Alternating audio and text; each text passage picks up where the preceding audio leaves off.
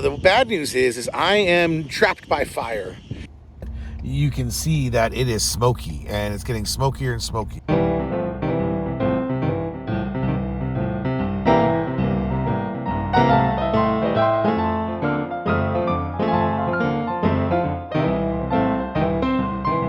Hey everyone, 3 things. Don't forget to subscribe now, click like in this video, and make sure to get busy living. Let's go. Well, good morning everybody. Roll up the windows here, it's loud. I made it out of the house this morning a little later than I thought, as usual. We stayed up till, gosh, like 2 a.m. last night. And so there was no leaving the house at 4 a.m. kind of thing happening. That would have been dangerous. So I slept in a couple extra hours. I'm still a little tired, but I got my Timmies. So I'm tanking up. And of course I got coffee in the RV, so I can always make some coffee once we stop. Today is a work day for me, so I'm actually driving and working, checking mail, things like that. I'm not sure where I'm going yet. I haven't decided still whether I'm going to go to the confluence of the Oahu River and the Squamish River, where there is some campsites and some camping opportunities, or whether I want to go all the way up to Pemberton, which is past Whistler. Oh geez, this is tight. To go all the way past Whistler, or Pemberton, which is sort of the next town past Whistler, BC. And I know this may seem like a stupid reason for someone who's supposed to be camping and getting off grid, but the Pemberton campsite, I think, gets a little bit of a cell signal, and I wouldn't mind in my off hours this weekend to have some internet access. I haven't got my Starlink yet. If you saw my other video about the writer strike and actor strike, that is affecting our household, and so I just haven't bought it yet. I gotta wait for my next bonus, see how big it is first, and then I'll probably buy Starlink. So I gotta live off my cell phone signal, and that means I need to camp where I'm in range. And it's mainly for this channel. I've got so many comments. You guys have given so many great comments. I'm starting to get a little bit of activity on my Patreon page. I have a lot of work to do on this channel, and it doesn't work so well when I don't have the internet. I'm posting this video obviously days after I did the camping trip, which is how I usually do it. But I will be posting sort of postcards and stuff to my Patreon page. Sometimes they'll just be publicly accessible. Sometimes they're just to my Patreon supporters. But you can open up a Patreon account for free, and I believe you can follow me without spending any money. And I will be putting some information and some cool pictures and things like that up for free. So you might want to check my Patreon account occasionally, because, like I said, I will be posting postcards and sort of more real-time updates as I travel along. Well, right now I'm in the North Vancouver traffic. It is the morning. It's 9 a.m. I'm in the heart of where there's normally traffic, but I'll be out of it here in 10 minutes. And then it's all beautiful sea-to-sky highway going along the water's edge all the way up to Whistler. It's going to be gorgeous. I think more and more I'm going to lean towards Pemberton for that internet access. And of course, there may not be campsites there. If there isn't campsites there, then I'm going to start winding my way around and doing a long loop through Lillooet and almost back through Boston Bar, that kind of area.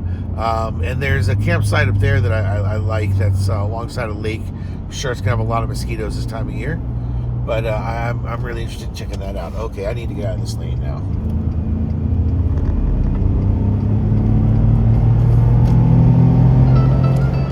Congratulations to Max for hitting 10,000 kilometers. We have now towed this trailer 10,000 kilometers.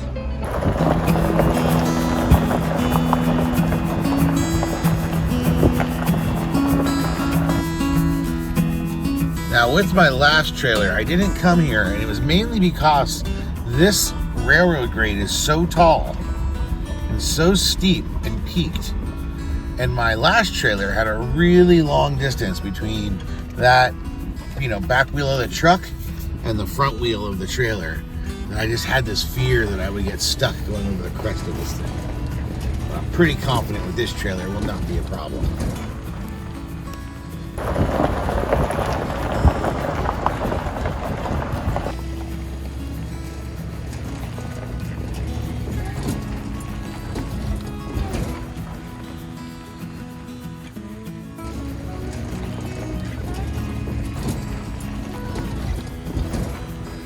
Oh boy, I scored. I got a spot. I got a spot at the Owl Creek Recreation Center. This is exactly where I wanted to go in Pemberton. I am next to some railroad tracks, but I talked to the site operators and they said barely any trains come through here. And I don't really care if it's just a couple anyway. So check it out though. I just parked. Not only did I just park, but right where I stopped, it was perfectly level, just pure chance. So I said, that's it, we're staying here. I was gonna maybe unhook and go drive around and look at the other spots. I still might do that just in case the golden spot I didn't see over there, but take a look at this spot. All right, here's where I'm parked, right here on the corner. So pretty deep into the campground, not a lot of traffic should be driving by here. And as we come over here, oh, look at this little creek and this glen. Yeah, there's gonna be mosquitoes when you get this much water, but look at how beautiful this is. Gentle stream coming in. Water, Lizzie can go and walk through all the water. Gonna zoom in a little bit. Look at that. Gorgeous. Absolutely gorgeous. There's actually a big river over there that we're not quite next to. So this stream feeds the river, but we might go look at the river in a little bit. Yeah, there's definitely bugs all over the place. This is definitely gonna be one of those DEET-friendly camping trips. Oh, there's, got one already.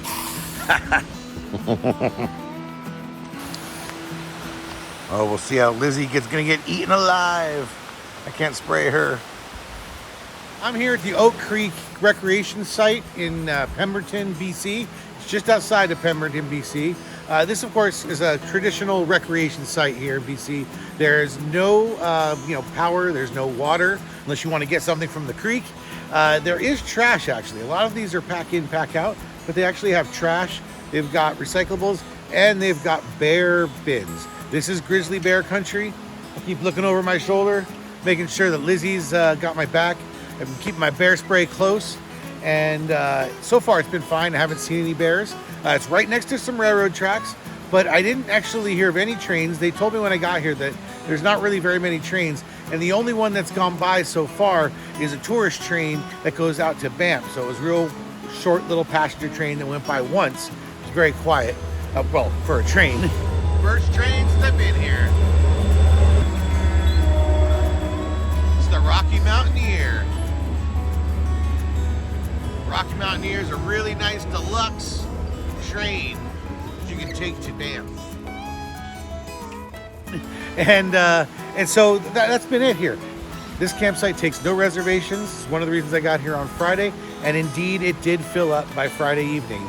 If you're having a hard time finding a spot on a Friday night when you're getting out for the weekend, then maybe go boondock for one night, at a rest area or pull out somewhere. Then that morning, head back to some of the campsites. You'll see people folding up their tents and leaving their campsites. A handful of people here left on Saturday, and other people came in and took their spots. There's a lot of come and go over the weekend. So don't give up on Friday when you can't find a spot. You still got Saturday night to contend with. One more thing to say about this campsite is all the campsites are fairly spaced apart, rather wide. So when you do get a campsite here, you're not right up against someone else. So that's another nice thing I like to find in BC sites. And a lot of them, since they're in the deep woods, are spread out a little bit. You don't have to be cramped in like you are when you're closer to the city. And this is not just bear country, this is grizzly country. So I'll be armed with this the whole weekend. If I'm outside walking around, this is gonna be at my hip. No bears, right? All right, we'll see.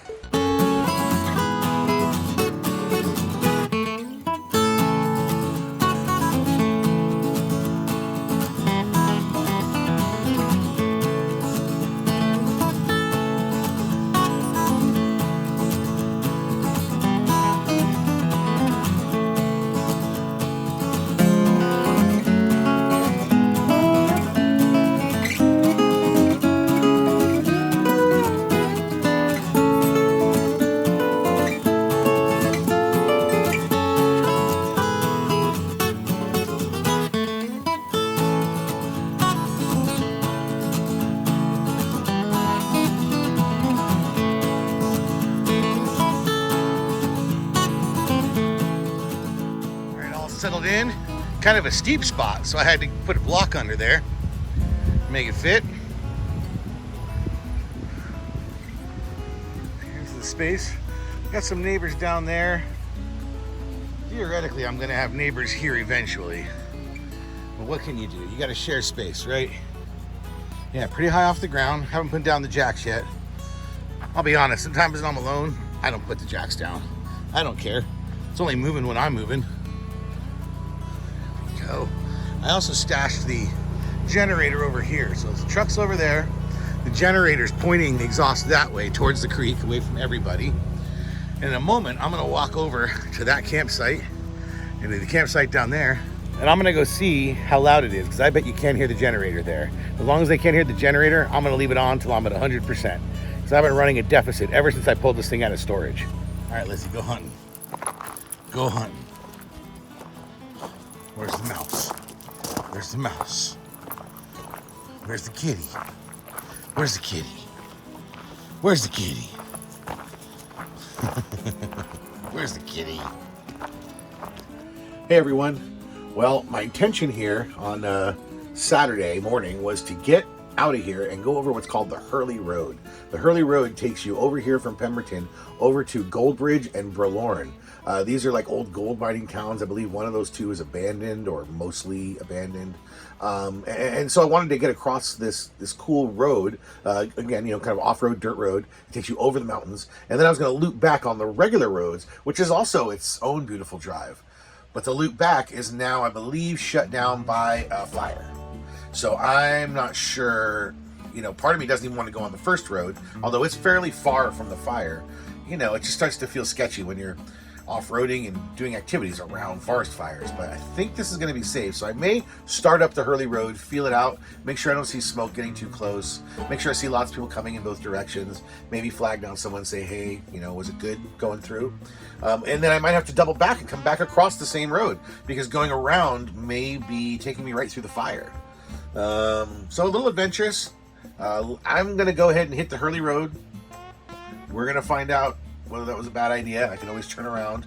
I won't get anywhere near smoke or fire, so if it starts to look sketchy, I'm just going to turn around. I have no appetite for danger. I have no appetite for danger. I do not want to jeopardize my expensive truck, my dog, and myself just for a cool drive.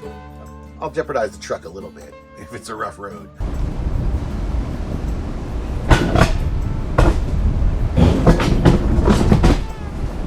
But I'm not going to go near fire. Come on. So that's it. I'm going to make some breakfast. Got Lizzie here. She already went and chased the ball a little bit.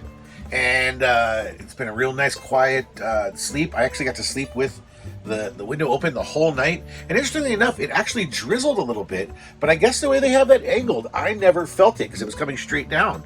So kudos to Ember on that little engineering reality. I expected when I started hearing the tap, tap, tap that I was going to have to reach up and close that window.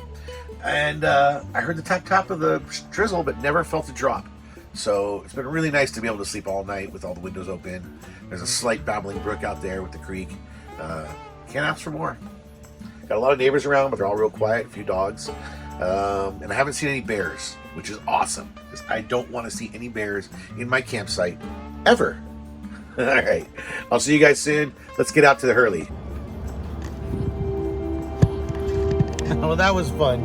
While I was gassing up here before I go out to the Hurley Road, I saw this long line of RVs coming down the road as I pulled out of the campsite and gunned it. I did not want to get stuck behind a parade, and they looked all the same. And indeed, they were all rentals, all from the same company, and it was 6 different RVs filled with a bunch of German families and friends. They said they were doing 3 weeks around British Columbia. None of them really spoke English, but it just looked like such a great adventure. I know as an RV traveler here in Canada, and even more so in the States, boy, do you see a lot of Germans. There's a real sense of simpatico, apparently, a real common interest between Germans and North Americans on the idea of getting out there on the open road and traveling and visiting lots of places. I always see Germans renting RVs, going to all the various places, Grand Canyon, all the big locations down in the Southwest. I've always seen German travelers, especially as you get out of season. Right after Labor Day, oh man, it's like a big slew of Germans come in and replace all the American tourists. So I hope they have fun. I gave those folks my business card. They didn't understand English, but they understood YouTube. And so if you're watching this, hello, and thank you for enjoying British Columbia. I hope you had a great time and a safe trip home.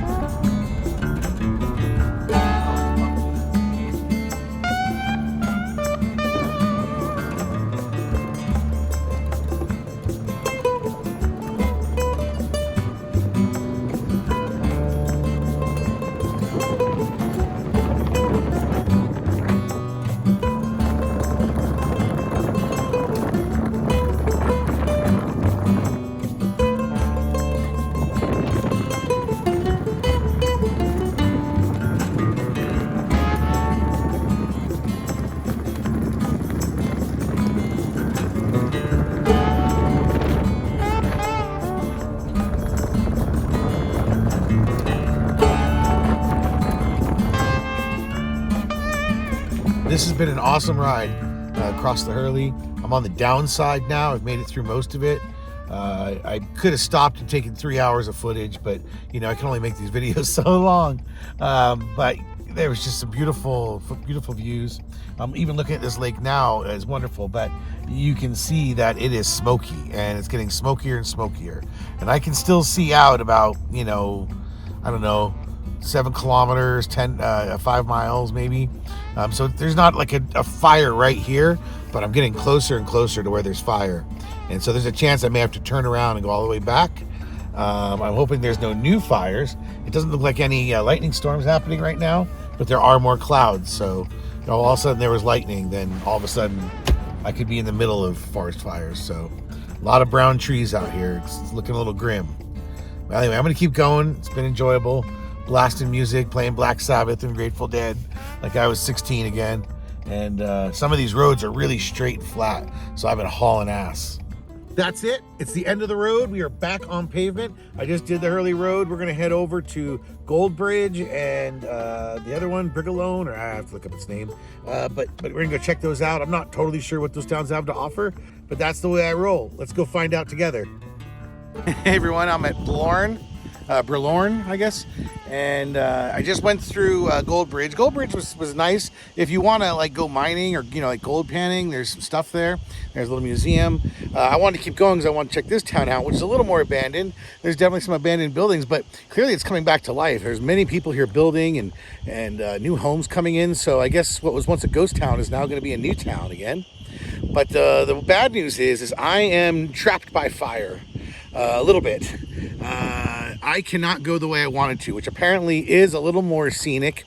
It's called the High Line trip back, and I am now not able to do that because they're evacuating that area because of the fires. So I'm gonna have to go back on the Hurley now. The interesting thing though is right here in this town is a fork called the like Hurley East Road or whatever. But basically I'm gonna take this road back to the Hurley, so I don't need to go back through Goldbridge. I'm not backtracking, which is good. And so let's get home back to the trailer, because to be honest, being out here with all these fires and there were so many brown dead, you know, trees, it's just a little spooky. If I see one lightning strike, I'm gonna freak out. So getting buzzed here. It's time for me to start working my way back to the trailer to be safe here. It's like 1 in the afternoon. I grabbed an extra salad from this place, and I've got my, you know, extra sandwich for the drive back. And so Lizzie and I are gonna hit the road, but luckily it's a different route, so that's good. Let's keep going.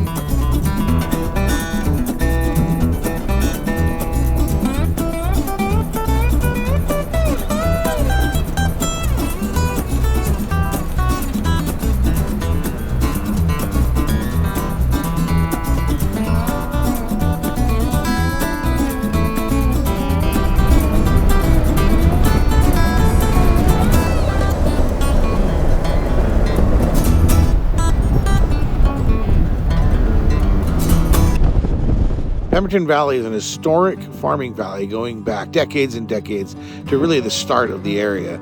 And you can see it in some of the barns and buildings that are still standing that are pretty much built directly from lumber chopped 100 years ago or something.